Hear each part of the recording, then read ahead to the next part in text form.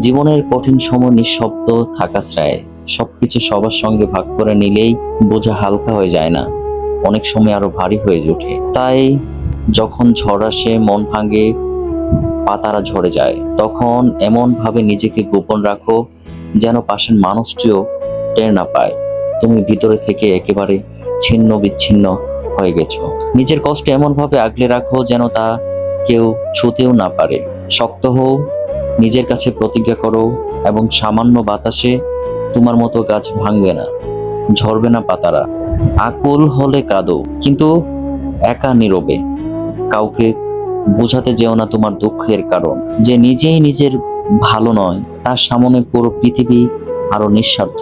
এই নিষ্ঠুর সমাজ ভাঙা মৌচাকের মতো হৃদয়কে রেখে আরো ভাঙতে চায়, পাশবিক আনন্দে ঢিল মারে। তাই তুমি শিখে যাও কেমন করে নীরব হয়ে বুকের ভিতর আগুন জ্বালাতে হয়।